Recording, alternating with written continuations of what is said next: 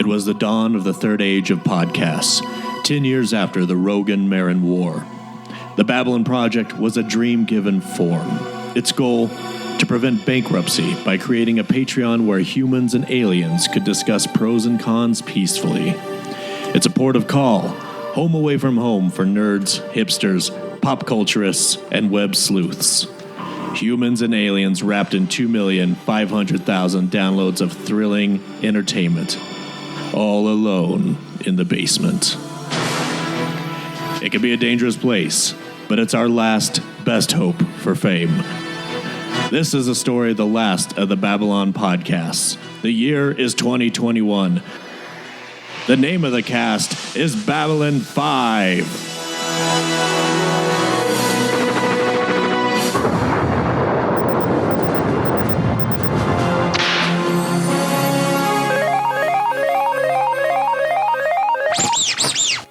Hello, everybody, and welcome to Babylon 5. My name is Jeremy. Big shout out to you guys listening. You're the reason this special exists. No one needs to know I've been up for 42 hours straight, guys. Off to a great start. Joining me, as always, it's my co-host and Bab 5 enthusiast, Jordan. Hello, Jordan. Hello, Jeremy. I was trying to take the lift, but every time I go to take it, Jocelyn is in there. So Now, Jordan, I'm sure that's not true. Hey, guys. What? You waiting for the elevator? Take the stairs.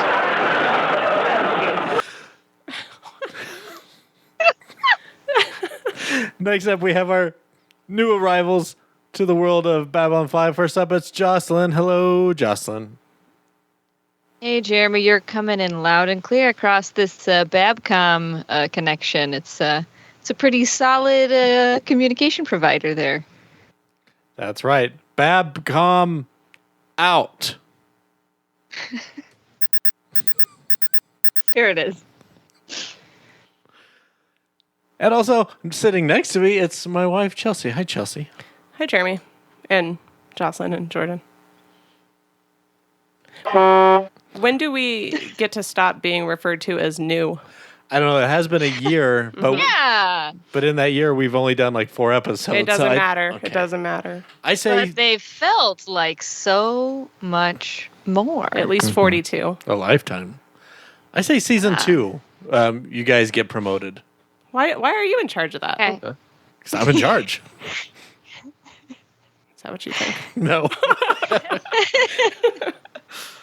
All right, this week we are reviewing a 2-parter of Babylon 5, so let's get started. Babylon 5, Season 1, Episode 18 and 19, A Voice in the Wilderness, Parts 1 and 2. Strange signals start coming from Epsilon 3, the planet below Babylon 5. A science ship is sent to investigate, but is fired upon by a defense system on the planet. Meanwhile, Garibaldi worries about a lover he left back on Mars when fighting breaks out there. Then Sinclair and the crew work desperately to stop the doomsday machine activated on a dead planet, and Garibaldi discovers what happened to a friend on Mars. This was written by Babylon 5 creator JMS himself and directed by Janet Greek. All right, let's go ahead and jump into pros. Chelsea, do you want to lead us off with your pros for this 2-part episode? Sure. So the writing, and I'm just going to refer to this as one episode, was really, really good. Better than anything we've seen so far, in my opinion. Really good to have Londo back, and as always, he stole the show. Like, he was just on fire. Like, he's the best. Also, his frustration with the hokey pokey. I kind of get it. Yeah, we share Like, that. why is that song still around? What does it mean? It's kind of weird. Nothing. The overall story was really fun. To like see them actually go off of Babylon 5 and explore stuff was pretty cool. The little fighter ships, I think I've already mentioned this before, but they're really cool looking, like the little X-Wings. I can't for the life of me figure out where they got that design from. It just Actually, looks so familiar. Chelsea, it's a funny story. Babylon 5 came up with the X-Wing first. I don't know if So you've heard Star that. Wars stole it from them? Yeah. JMS actually pitched that to Lucas film Wow. before Lucas So that's did. what happened with DS9 too, right? Well, I mean, who's to say? Jeez, everybody's just I'm stealing this impartial. poor man's ideas. The interaction between Sinclair and Londo when they were talking about the possibility of finding something valuable down on that planet was hilarious. Like, I actually laughed. Like, not in my head. Like, an audible noise came from my face. That was pretty great. Dr. Tasaki? Am I saying that right? He was kind of cool. Did he die? No, he made it back, right? He just kind of disappeared. and then just stopped. I thought he was going to die that Yeah. second time, but he made it back up there and then just kind of, disappeared, I guess, once Ron Canada came in. I really liked him. And then as I was saying that, I realized that we never really saw him again. We'll see him again, though, I'm sure. Where the hell has this version of Sinclair been? Like, dude's a badass. Mm-hmm. Like, holy crap. Like, he tells off the Canada guy you keep talking about. What's his name? Ron Canada Dry. Right. Anyway, so he tells him off, and then he just, like, straight up threatens to, like, shoot his freaking starship or whatever down. What are the... Oh, Captain Yeah. Pierce. Yes. The Canada man, Jordan. Yeah, sorry, A? The Canada man. Really loved the ending overall. I was kind of nervous that they were going to screw it up because I've not liked Babylon 5. I think I've hidden that very well up until this point. News to me. Extremely. But, and then the guy, he looked like Wade Wilson. What's his name? Ron Canada. Varn? No. The guy in, like, the planet, like, the brain of the machine. Oh, yeah. Yeah, he did look a little Deadpool. Yeah. He, that scene where they just, like, kind of, like, Help me. ended for, like, I'm assuming a commercial break, and it was just him. That was, like, really haunting looking. Yeah, that was cool. It was pretty sweet. Jocelyn has it as her background on Skype. Oh, nice. Okay. Do I do, like, my neutral zones here? Absolutely. Okay. So I thought it was a really stupid idea to send your commander down to a planet that keeps us, like, attacking your, like, science vessels. Always. What the hell was that? That's the only way to guarantee the ship will make it to the surface. That's so stupid. Putting a main character on it. And then the tables in Garibaldi's quarters were like a set of little like Starfleet insignia tables. Did you see them? They were really cute. There were like 3 or 4 of them, like lined up everywhere. I think that's it. Very good. Mm-hmm. Thank you, Chelsea. Jocelyn, do you have any pros and neutral zones? I do. I agree with Chelsea. I think this was like the strongest episodes we've watched so far, for sure. Thank you. Why did Popular she get a round of opinion. applause? Rude. Because now it's becoming a pattern.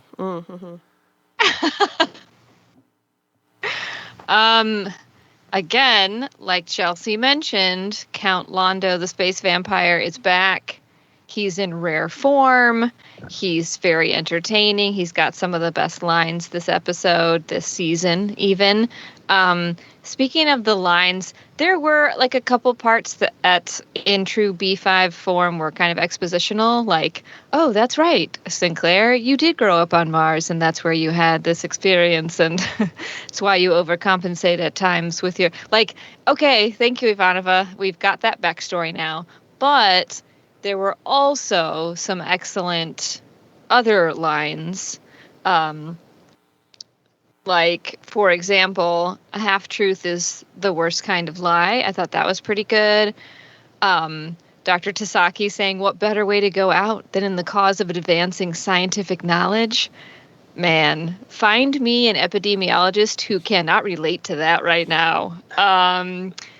And so here we are, victims of mathematics, after Londo launches into, like, for every action, there's an equal and opposite reaction. I thought that was brilliant. Ivanova talking about herself in the third person. I will listen to Ivanova. Ivanova is never wrong. Ivanova is God. That was excellent. I love her always. Londo telling Garibaldi that water's fascinating. He never touches the stuff himself. And then, again, the best line goes to Ivanova when, after talking to Canada Dry, she goes, worst case of testosterone poisoning I've ever seen. I was like, ooh, she had a really great episode, and so did Londo. Again, Chelsea mentioned this too. But I like the way the X-Fighters drop from the station before firing their engines. Like, I'm pretty sure it's the same exact shot every time, but it looks cool every time when they're like, they drop down and then they kind of fire their engines to take off. I think that's pretty cool. And in my mind, I imagine it's because you can't fire an engine that close to the space station or it'll blow up. And I have nothing to base that on. I appreciate the dedication of whoever was in charge of making the Babcom screensaver, because that screensaver did a lot of heavy lifting this episode. And not only did this person do a good design job for 1993, but they didn't just settle for like a static like screensaver. They gave it movement. It keeps like refreshing and like rolling across the screen. Like that's attention to detail. Give that person a raise. And then I thought when they went down into inside the planet right before they went into the whatever that room was, the room where they see the guy, the initial shot of the guy in his like medallion tomb was objectively pretty cool. Pretty good looking, considering, we often go after B5 for their CGI not being remarkable. So I'm not sure why they used the world's largest like wall phone cord as a headrest for him, but everything else was like really cool. One neutral zone thing I have, and I'm just wondering generally for, the two of you who have seen the rest of this show, are we ever going to see the space circus that Londo so clearly is the ringmaster of? He is constantly in his show clothes. He's constantly in his ringmaster jacket. He's got all the other costumes just like strewn about his apartment, but we never get to see the performers. Wait till the musical. He is the greatest showman. I'm hoping. I mean, Delenn is obviously in it, because why else would she be wearing those pants and that ridiculous jacket? But like, what does she do? What's her thing? What's her like? She's not the bearded lady. She doesn't have any hair. Like, what is she? Is she an acrobat? What? I want to know, and I just don't know if we'll ever know. I'm never going to be able to see this other show that could be. So, and that's it. Those are my pros. Pretty solid showing, I think, for B5. Very good. Thank you, Jocelyn. Have you seen all of Babylon 5, Jeremy? Who, me? Yeah. I mean, up to this point, yeah. So then aren't you a new Babblehead too? Oh, no. Me and the show go way back. To when we first started watching it together? No, to when I boycotted it when it came out. I'm just saying, I think this is unacceptable.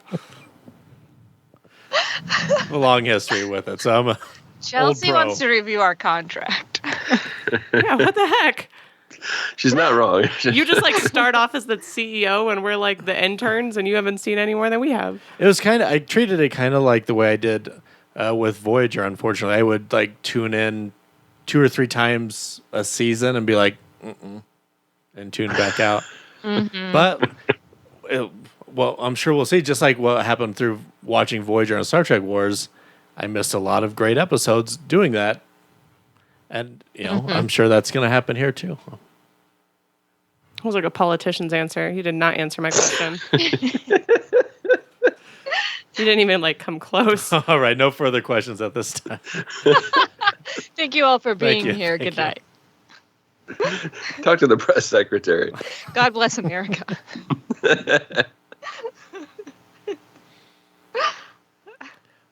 Where are we? Jordan. Pros. Jordan, pros. Yeah, all right. Tag me in. I like this is a pro and a neutral zone, but Garibaldi creepily being in the lift was funny, but also like played for laughs, but also implied that he's like stalking Talia Winters, which is, I don't know why I'm laughing. But it's a pro because of Sinclair's facial expression. Like Chelsea said, like this is such a good episode for Sinclair. Like he actually is really likable. He rarely overacts in this episode. And I felt that his facial expressions were great in multiple scenes, and he had some really good lines of dialogue. I feel that Babylon 5 maybe should have checked out The Neighbors before moving in next door. Like maybe go down to the planet and check it out a little more in detail before you park your ship right next to it. Like, oh, is that a nuclear reactor? Oh, well, this looks good. We'll build right here. Londo, I haven't seen that guy in months, like literally months. I don't know how many episodes it's been, 4 or 5 since we've seen him last time. It's crazy. But he was really good to have him back. He had a good showing this week as well.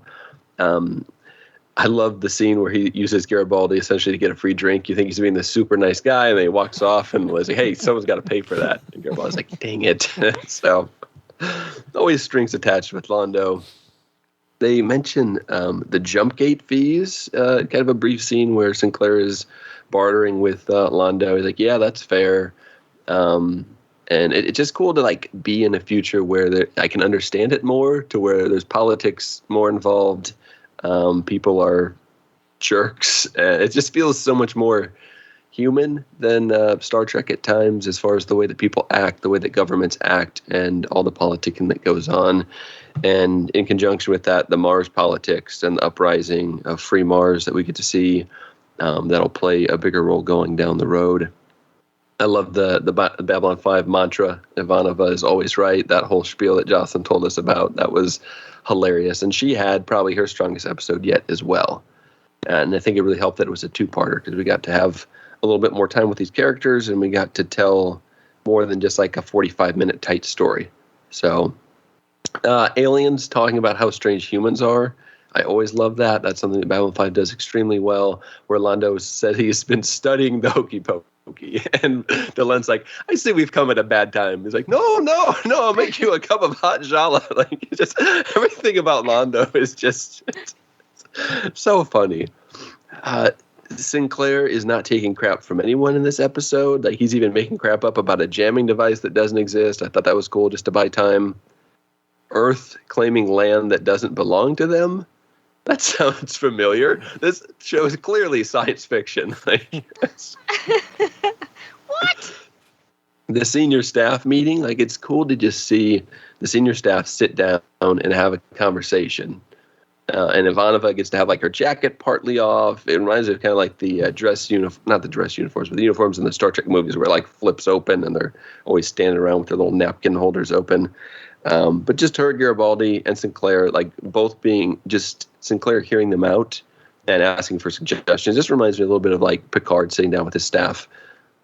Mm-hmm. There's some character background on Garibaldi here that adds a little bit more depth to him, because so far he has not had a lot of character depth, and we don't know much about him other than the fact that he's been fired 4 times and drank a lot. So not a whole lot to root for there. This is, like I said, Sinclair's probably his best performance to date. You already mentioned the testosterone poisoning line. I thought that was so funny. And then lastly, Delenn saying goodbye to her friend Drawl. I thought that was a good scene, and just her performance is always very heartfelt. And then again, at the very end of the episode when she's talking to Garibaldi, I thought that was a good scene as well. I just have 2 neutral zones. Garibaldi smashing a guy's head against the bar because he didn't like what he said. That's a little much, a little brutality there. From neutral for you? Well, the guy was the jerk, but yeah, that's why neutral for Garibaldi. That's one of the better for things. Garibaldi. Yeah, he didn't shoot him. So, the stalker guardian guy, like he's like, you haven't reached out. I've just been watching you for the last few years, listening, watching. It's like, okay, well, yeah. What's your favorite song there? Every step you take, every move you make. Is that okay? That's all I got. Solid 2-parter, nothing too crazy, but just a lot of character moments. Getting off the ship, like Chelsea said, was a nice change of pace, and finally checking out that planet that's been there for almost a season. Like, come on. What did you think, Jeremy? It is interesting. I keep forgetting that Babylon 5 is not like around Earth, which I always just subconsciously assume that it is, and it isn't. It's kind of weird that they didn't check this planet out. It's kind of like they pulled up to the house and the shades were drawn, so they're like, probably no one's home. I've never seen anyone come out of there. And then they just never unlocked the basement door. Yeah, so then they just pull the camper up on the driveway. I think we're all right. Yeah, this is definitely. You guys have been saying for months now in episodes that just wait. We're in a lull. It's gonna get better, and there was a point there where I almost didn't believe you, but here we are. This is actually a super, super entertaining, great episode. And if it continues on more like this, I'm really on board. I thought the writing was really good. When the writing's like this, I don't care about the special effects. Like it is what it is, but it doesn't matter when the writing and the acting, and you can almost tell just by 99% of the actors, they must have read the script and got energized, because they all seem to step it up too, knowing that this is a good one, and it really was. It's definitely Londo's episode. He's so great. He's just, Jordan, is it early season 2 where in Next Generation where Riker's just walking around in everybody's quarters and just Riker bombing everybody, like just popping in and seeing like Data and Geordi, like, a blind man teaching an android to paint? That's one for the record books. Riker bombed, and then he just leaves. He's just like on fire that episode. Yeah, Londo was definitely Riker bombing everyone, but better. I thought he was super great. Yeah, his victims of mathematics speech was awesome. I also love the water. Fascinating. I never touched this stuff myself. Just every second of Londo really is just so good. And this might be, he's been the highlight of this season so far. And I think this is his best episode of the season. So just a huge, huge pro. And we've mentioned him a few times, but Ron freaking Canada. I love him so much as General Badman. He's so good. He's been on Star Trek so many times. Most notably, at least for me, I know he's on Next Gen, looking like Ron Canada. I think he's on Voyager. He was on Next Gen as a Klingon lawyer. Connor always references that episode with "Isn't it possible?" But he's so good as that Klingon lawyer. Is he a Balon in Voyager? I think so. Yeah, he's a little garbage person. Yeah. Yep. What? He's a little that's garbage not nice. person. No, I just said he's a garbage person. A Malon. They're the garbage people. They love garbage. They're like villains from Captain Planet. What? Yeah. That's true. I also agree that this is probably Sinclair's strongest episode of the season too. So everybody's this is by far just a really great episode. Sinclair's super strong. He puts his foot down twice, big time, over two hulking characters with Londo, like, just, wait, would you tell us what it is if you find it? And he just looks at Londo, is like, no, and just walks off. Such a hilarious delivery. And Londo's just like, I just wanted to see where we stood. But it's so good. And then, just standing up to Ron Canada is awesome because he's super imposing. There were more interesting storylines in just this two-parter than the rest of the series combined so far. There's like 4 storylines going on, and all of them interesting. That's crazy. Usually there's 1 to 2 storylines going on, and they both suck. So good job, Babylon 5. Well put. Do we ever hear from this planet again, Jordan, or is that just kind of... It is brought up at least one other time, maybe twice, but not as much as you would think. Yeah, it's kind of interesting because it's almost like the Bajor of DS9. It's just mostly uninhabited. That's a lot of real estate just hanging around. Yeah, but it's not theirs. And he made that very clear. It belongs to nobody. So why would they bring That's it right. up? Why would they go back down there? I don't think they would, but when maybe future events start happening, Hey, maybe Jeremy, when you're ready. Okay, When you're ready. We'll let you know. You're when not ready yet. We'll let you know. I'll tell you when you're ready. No, Chelsea's going to tell you when you're ready. You're not ready. I'm not. You're not ready yet. I'm not ready yet, guys. She's ready. All right, well, keep me posted. Will do. Neutral zone. Yeah, lots of Lando. That's close, but again, no Jakar. So it's not a con because we got a ton of Lando, but we still got as much as Lando. We got as little of Jakar. So no Jakar again. Neutral zone. That's it though. Super solid. I'm really excited going forward if this is the quality that we can look forward to. Cons.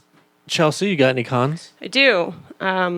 So you know the first three all start with Garibaldi. So brace yourself.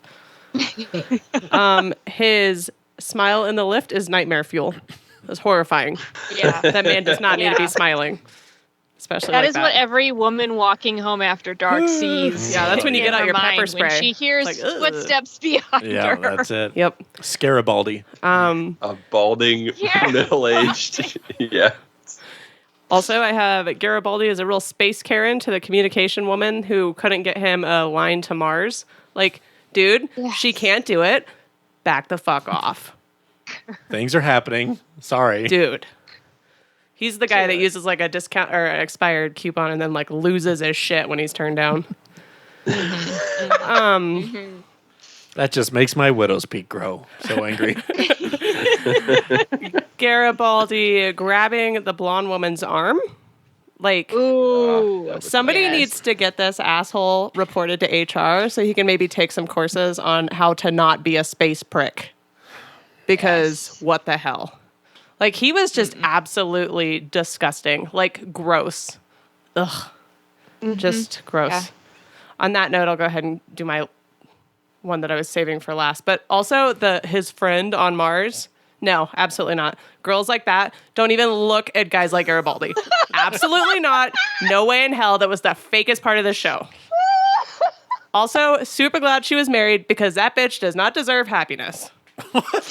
What'd she do? Garibaldi? Oh, she did do Garibaldi. You're right. I'm talking about Garibaldi. gotcha. Jesus. Garibaldi is the bitch, Jeremy. He sure is.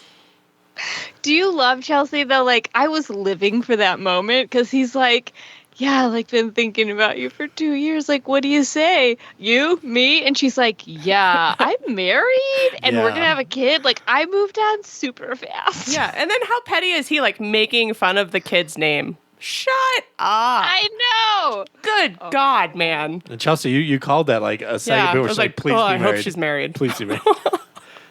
That's so hilarious. Either hope she's married or I think, like, maybe she came out as, like, a lesbian. Anything. Don't go back with him. Yeah. He's disgusting. And maybe she wasn't married. Maybe she got, like, one look at that mug and that hairline. She's like, I'm out. yeah. Sorry, boy. I'm married. I've never seen something in my life that's just like so amazing and awe-inspiring that it makes me have to pee. So that was a really weird scene with Ivanova was and Sinclair when she's like, I think I have to go to the bathroom. What? He's like, I'm right there with you. Like, that made no sense to me. Also, why is she so obsessed with her Russian heritage in this episode? Chill the hell out. Nobody cares. Like, no, she brings it up twice inside of like 40 minutes. She's like their Chekhov. Good. It's a good thing I'm Russian. Oh, it's a good thing I'm Russian. Like, shut up. We get it. I think the Olympics are getting to Chelsea. She's really upset about the gymnastics silver, I think. I'm really upset about Garibaldi, and I'm sick of the way that they, like, that was Oh, for okay in the Garibaldi. 90s. That's bullshit. Yeah, it was Like, it's totally disgusting. And, like, yeah, we can say that now, but, like, that was just, like, socially acceptable, and I think that's bullshit. Anyway. Now, is it acceptable to grab a woman's arm if you say, now listen here, sister? Yeah, if you want to get your ass kicked, Okay. Good to know. like, your fate is in your hands if you grab a woman. I think you have to call her a dame. Otherwise, she could take it the wrong way. You know what I mean? True. Yeah, it's true. Skirt. Dollface? Oh, look at her here, dollface.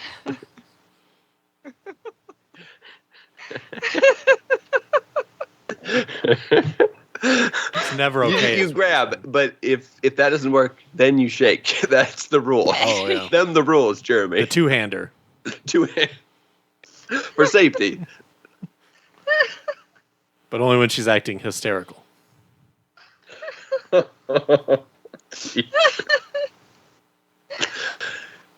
Hey, Chelsea, any more cons? Yeah. Okay. Mm-hmm.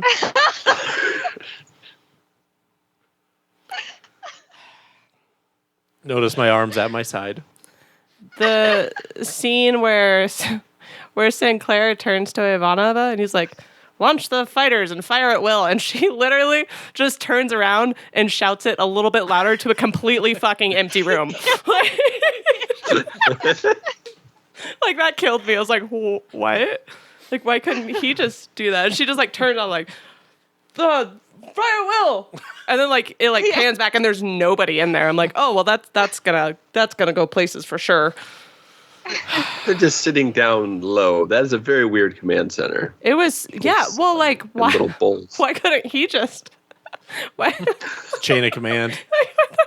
Yeah.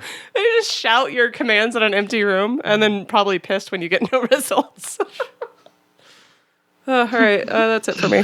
Yep, I'm done. All right. Thank you, Chelsea. Jocelyn, do you have any cons? I do, and I will save Garibaldi for last. I also picked up on the bathroom comment, and my thought was, so Sinclair and Ivanova are about to mess their pants because they've discovered elevators?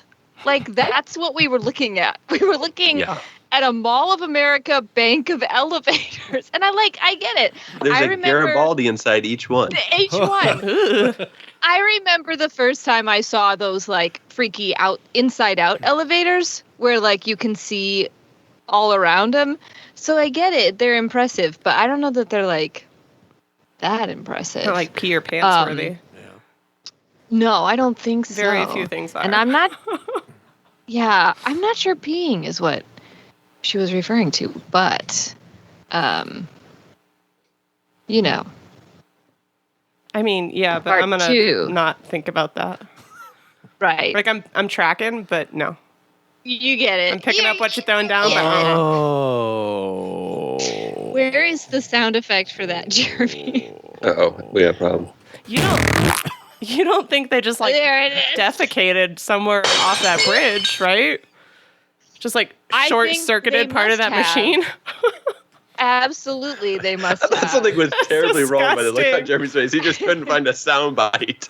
That's Hey, that's the look of passion. There it is. Yeah, okay. hey, Garibaldi. Okay. Switching gears. I know we go after B5. I know I go after B5 for the CGI, but the view from the back of that science shuttle, like when they would show like the back of it, that's when I laughed audibly because it was like it was almost like Mystery Science Theater level green screen action going on there. Really took me out of it. It was funny though, very funny. The machine inside the planet that the guy is running from his mind somehow. So this is the height of technology, right? But it doesn't have an off switch. Like you can't just, I guess they didn't build that part. Also, important to note, this is an objectively bad machine. It leeches the actual life out of a person, and then, and maybe more significantly, it literally committed genocide at the end of the episode. That spaceship, they were like, we're the last of our kind, and we just want a place to live. And the machine in the planet was like, nah, pew, pew, pew, pew. And they all died. And we're like, why are we, what? Well, I don't understand. It sounded like they were evil, and I'm wondering if that like That's what they planet told us. is like a giant weapon, and they were probably going to use it against Yeah, they're other outcasts. races. I mean, I think there's a lot of assumptions going on there. All I saw were some snake people who needed a place to live and had been waiting 500 years to rent this Airbnb, and then they show up and they just get obliterated. I like how you're standing up for them, but yet calling them snake people. Hey, No, the slithery one. I'm all right that with Satan snake people. himself. There's nothing wrong with being a snake person. In fact, my next con, Some of my best friends are snake people. some of my best friends are snake people. My very next con is how much I miss Space Snape of House Slytherin and Ambassador Churchpipe Organ. I missed them both. And I would say they both belong to at least a subset of a snake person race. That's definitely their we're in the wheelhouse there. But all of these cons, all of them, they all pale in comparison to Garibaldi, who is the word I chose, to put it lightly, is problematic. He only wants to talk to this chick. He's had 2 years, mind you. He only wants to talk to this chick when it's clear to him that he's not allowed to talk to this chick. That's a problem. When he overhears a group of space racists, or Earth supremacists, if you will, instead of trying to be diplomatic, which I know is not a word ascribed to him very often, he physically assaults them in his uniform in public. Yeah. Because he's so sure he's not going to get in trouble for it. Put your hand down, sir. Not to be celebrated. This is abuse of power. And then Sinclair finds out and comes into his quarters, and you're like, oh, here we go. This guy's going to jail. But it's no. He just comes in and he's like, dude, bro, I totally get it, but you can't go smashing heads anymore. By the way, if the planet explodes, can you physically force Ivanova into an escape pod and use drugs if necessary? Ha ha ha ha ha ha ha ha. These guys are horrible. I think you're twisting a very sweet moment where he's like, she's got her whole career in front of her, and he knows that Ivanova will go down with the ship. But isn't that her choice? Isn't it her right to choose what she wants to do? Yes. Thank you, Chelsea. Thank you. I just want to emphasize for anyone listening that if the solution to your interpretation of a situation is to club a woman over the head until she's unconscious and drag her to a secondary location, that is never the answer. Try again. Ask a woman. What does this mean? What should I do in this situation? Maybe ask 2 women if you know 2, 3, but I don't want to push it. All of this, Garibaldi, he has the excuse of like, hey man, I'm stressed, all right? Like, that's why I'm bashing heads. I have unresolved abandonment issues and fear of commitment that I overcompensate for by being violent. How else am I supposed to deal with it? And I get this is like filmed in the 90s, but this is also the future, so that's particularly terrifying for me. But yeah, no, I don't like it. I don't like Garibaldi. I don't like his whole shtick. I think it hasn't aged well. And those are my cons. Aged like that hairline. Thank you, Jocelyn. Jordan, do you have any cons? Oh man, I guess it's more neutral stone, but the shuttle captain, what is the guy's name? Sakimoto? Is that right? Tasaki. Damn it. Okay. Right? Saki. He like bothered me because his voice sounded exactly like another actor and I could not place it. He sounded like, especially in a couple scenes, exactly like Tim Meadows. I was like, oh, like, so I was expecting him to be like funny, but he wasn't. He was like arrogant and he was fine, but he sounded like Tim Meadows. It was very disrupting because I was like looking down, taking notes, then looking up. I was like, wait, that's not Tim Meadows. Anyways, I love Tim Meadows. The dialogue between Sinclair and Ivanova talking about Mars in the cafeteria, and this is the scene that Jocelyn already brought up, is like a entire scene of exposition. Like, oh, how are you? I am good. How do you think about Mars? Oh, bad. Oh, you grew up on Mars. Do you still have friends and family on Mars where you grew up? Why, yes, I do. That's why it is so, like, oh, God. So, yeah, that scene aside, I thought the writing was pretty good with the minor exceptions. And I really wish we would have reviewed this as 2 different episodes just to hear Jeremy and Chelsea and Jocelyn, your thoughts on the cliffhanger ending. So good. Like, something's coming through the gate. Ta-da! Freeze frame. What a best of both worlds moment. Oh, my God. It's big. Okay. Let's see what else. The CGI did not do justice to the description of the planet. They're like, it was glorious. It's the most incredible thing we've ever seen. And like you said, John, it's basically just somewhat high-tech looking CGI tubes of elevators. Very, let me down a lot.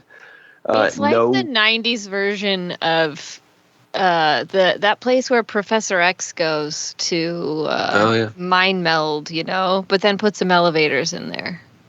That's what it made me think of.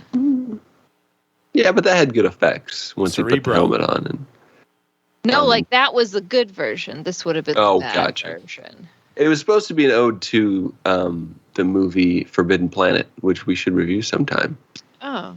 Super old 1950s. Leslie Nielsen plays the main character, but it's a serious film. Oh, now I'm listening. Yes. Oh, serious. Wow, and that'll be different. It inspired a lot of science fiction. Surely you can see a lot of elements. What's that? Surely it can't be serious. It is. And don't call me Shirley, Jeremy. And no Jakar. That's my last con. It is. We get Londo, which is great, but like we hear Jakar mentioned, they talk about him, but like we haven't seen that guy in 5 or 6 episodes. It's crazy. He's a main character. Get him on the show.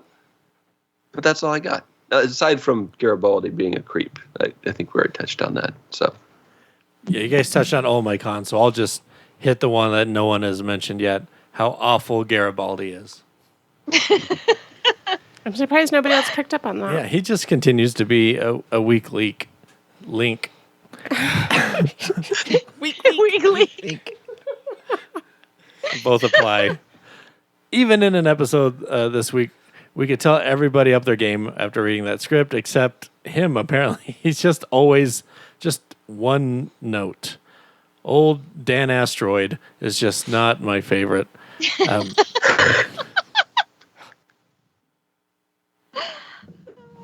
you know where else I thought acting was pretty bad? Ron Canada. I thought he was very dry this week. Oh my God. I'll allow it, but you made me angry there for a second. Okay, I'm sorry. He was annoying at first, and they kind of make up at the end. But his character, I thought there was almost too many scenes of him and Sinclair going back and forth having a pissing competition. But yeah, and his character is very one note also, just like angry military, shoot first. It's just Ron Canada delivering it, so it heightens it. And that's been like kind of the main issue that I've had rewatching Babylon 5 is almost all the bad guys are very one note bad guys thus far, and that'll change, but it's been annoying. Yeah, that's basically a Garibaldi. You talked about it, Chelsea, like at the end. I'm sorry you feel down, guy, but you're a 3 and you left a 10. Of course she moved on. Why are you surprised by this? That's what we thought about this week's episode. Let's hear what the fans have to say. Wayne Fraser says, this. And here we go. Thank you, Wayne. That was it? Yeah. Nice. And Brian Wolter says, this is where the Babylon 5 arc takes off. And by the end of the 2nd season, we are pretty much in full arc mode. So many things are set up in this 2-part episode that we will continue to see the effects of through season 4, with the strongest of which are seen in season 3. Season 1 finishes strong from here, and that carries into the 2nd season. That said, I have to say, part 1 has one of the weakest, quote-unquote, cliffhangers in all of sci-fi history. Yep. I give this 8 hokey pokies. All right, why don't we give it something, too? Let's go ahead and review this 2-parter. Chelsea, what do you give it? I think I'm going to give it a 7. Okay. All right. Thank you, Chelsea. Jocelyn. I also gave it a 7. 7, I can't believe it was as good as it was. Very good, Jordan. I give it an 8. 8 victims of mathematics. Very good. I would go as high as to rate the first part, probably as high as a 9, and the second one didn't hold up as good. So I'll go ahead and I'm going to give this one an 8 also. A Garibaldi 8. Icky. They call them Dan Asteroids again, but I already used that one. All right, Jordan, do you have any fun facts? The only fun fact, thank you. I'll leave a message. This is Jordan. I was calling to leave you some fun facts. I see you have already hung up. Not really. I mean, I kind of mentioned that Sinclair and Ivanova, when they entered the planet across that walkway, that high-tech abyss, that's an impressive shot. It's a direct homage to a similar Krell machine seen in the 1956 classic Forbidden Planet.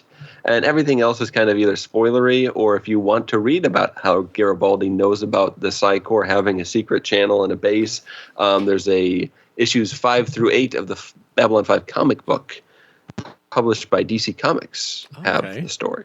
I was wondering if that was something we were supposed to remember from a previous episode or not. Yeah. Okay. No, unfortunately not. And then there might have been one other fun fact. Let me double check real quick. And I will give you a fun fact about the Star Furies. They're not X-Wings, called Star Furies. And NASA owns the rights to them because they're so impressed with them that JMS let them use the design for zero-G environments. They wanted to use them as almost like a forklift type device because the way the thrusters work, and they're not X-Wings. Okay, well, they look like X-Wings, bro. Jordan. They're a stub-nosed X-Wing, okay? All right, so you admit it then. That is, yeah. They have thrusters on the front and the back and in all 4 quadrants, whereas the X-Wing just has 4 thrusters on the back. I stopped not any listening in the when you front. acknowledged it was a version of the X-Wing. There's no droid in the Star Fury either. Jordan, I just Googled Star Furries, and it is not what you claimed it to be. I wouldn't. Not Star Furries. There are thrusters. There is a convention as well. It's a lot of Babylon 5 fans. A lot of crossover. I'm not sure why. Okay. Big That's all the fun facts. All right, Your gang. voicemail box is full. All right, thank you. All right, let's get into next time on's. Jocelyn, you have next time on. I do. And it's a very special episode of Babylon 5. Garibaldi's world is turned upside down when the great-great-great-great-great-great-grandkid of Ronan Farrow publishes a series of articles in the New Space Yorker detailing the many times Garibaldi has abused his position on B5 to stalk female coworkers, concuss bar patrons, and gain access to married women who are no longer interested in dating him. It's bad, and he'll probably never work in space again. That is a super creepy episode for Garibaldi. He did mention this week that he was fired from his last 4 jobs, wasn't he? He didn't say why. Yeah. Yes. Okay. And now we Babylon's know 1, 2, 3, and 4. Chelsea, you have a next time on. I do. Not super similar, but kind of like Jocelyn's. In light of his recent heartbreak, Garibaldi starts hitting on everything he thinks he might have a chance with, until Delenn finally agrees to set him up on a blind date. He gets dressed up in his best Sunday clothes and heads to the bar to meet this mystery woman, only to be greeted by Londo, who kisses him on the forehead and runs away. He finally got that kiss. Very good. Oh, it's a 2-parter. Yeah, exactly. Jordan. Oh, man. Well, we didn't really talk about this, but Varn, the snakehead guy, as Jocelyn would call him, that runs the machine, he reaches out to Sinclair and to Londo and to Draw. So I thought maybe instead of doing a typical job interview, he does more of a dating game scenario. He sits all 3 of them down in the big room in one of those lifts where you can't see them, and he asks them a series of questions to find out if they're right to run this planet and commit genocide against his own race. So I didn't take it much farther than that, but I did see that there's a new dating game. I was at the gym and I couldn't change the channel, so there's like some new dating game. It had Zoe Deschanel. That's always good, but I think it's a celebrity dating game. yes, that's what it is. Which, But the people on it were not celebrities, I don't think. yeah. Just the host. Here we go. Very Oh my god, of course. No, it's time. Wow. Nice. Oh man. I'm sure I could think of some questions to ask, but I'm sure you have a scintillating next time on, Jeremy. Yeah.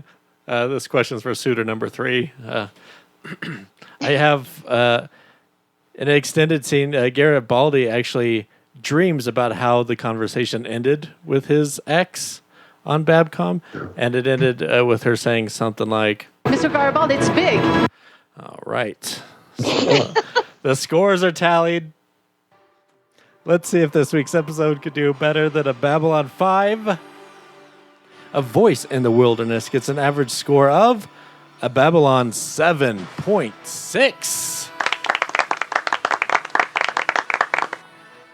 Next time on Babylon 5, we're getting so close to wrapping up this season as we review Babylon Squared, which also sounds like a game show. And that will do it. Babylon Squares. I'll take Londo to tie. That'll do it for this edition of Babylon 5. Special thanks to Jordan, Jocelyn, and Chelsea. We will see you guys next week. Be there or be Babylon Squared.